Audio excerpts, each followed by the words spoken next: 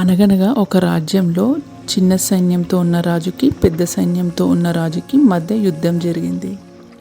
అయితే ఎవరి శక్తి కొలది వాళ్ళు పోరాడారు. ఎత్తులకు పై ఎత్తులు వేసి ఎదుటి వారిని చిత్తు చేయాలని ఇద్దరు ప్రయత్నం చేశారు తమ సైన్యంతో. కానీ చిన్న సైన్యంతో ఉన్న రాజు ఓడిపోయే పరిస్థితి వచ్చింది. వంటి నిండా దెబ్బలతో ఆ రాజుకి నిలబడే శక్తి కూడా లేదు. తాను ఎలాగో నెగ్గను అని అక్కడి నుంచి పారిపోయాడు. దగ్గరలో ఒక చిన్న గుహ ఉంది. ఆ గుహలోకి వెళ్ళిపోయాడు ఆ రాజు దాక్కోవడానికి. అలసిపోయి ఉన్న రాజుకి అక్కడ ఒక సాలీడు గూడు కనబడింది ఆ గుహలో. ఆ సాలీడు తన గూడుని ఎక్కడానికి ఎంతో సేపటి నుంచి ప్రయత్నం చేస్తూనే ఉంది. కింది నుంచి పైకి, పైకి నుంచి కిందికి పడుతూ అలానే తన గూడుని చేరుకోవడానికి సాలీడు ప్రయత్నం చేస్తూనే ఉంది. ఆ సాలీడుని ఆ రాజు అలానే గమనిస్తూ ఉన్నాడు. ఆ సాలీడు తన గూడుని ఎక్కడంలో ఎన్నోసార్లు కింద పడిపోయింది. కానీ తన ప్రయత్నం మాత్రం విడవలేదు. అలా ప్రయత్నం చేస్తూనే చివరికి ఆ సాలీడు తన గూటికి చేరుకుంది.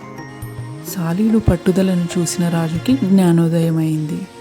అయితే ఆ రాజు సాలీడును చూసిన తర్వాత ఎన్ని కష్టాలు ఎదురైనా పట్టుదలతో కార్యాన్ని సాధించాలని ఆ రాజు గట్టిగా నిర్ణయించుకున్నాడు. ఈసారి ఎలాగైనా తన శత్రు సైన్యాన్ని ఎలాగైనా ఓడించాలని గట్టిగా నిర్ణయించుకున్నాడు రాజు. ఆ రాజు శత్రు సైన్యాన్ని ఎలా ఓడించాలో తన సైన్యానికి ఆ రాజు శిక్షణనిచ్చాడు. మళ్ళీ ఆ పెద్ద సైన్యం ఉన్న రాజుతో యుద్ధం మొదలుపెట్టాడు. తన సైనికులకు మంచి యుద్ధ విద్యలు నేర్పించినందుకు తక్కువ సైన్యం ఉన్న రాజే యుద్ధంలో గెలిచాడు. పెద్ద సైన్యం గల రాజు ఓడిపోయాడు. చిన్న సైన్యం గల రాజు విజేత అయ్యాడు. మనం ఏ పనినైనా మొదలుపెట్టినప్పుడు దానిలో విజయం పొందేంత వరకు మధ్యలో ఆపొద్దు. పట్టుదలతో విజయం సాధించేంత వరకు కృషి చేయాలి. అప్పుడే మనం విజయాన్ని పొందుతాము ఆ పనిలో.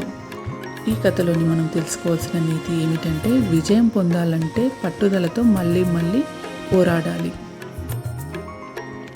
సర్వే జనం సుఖినో భవంతు.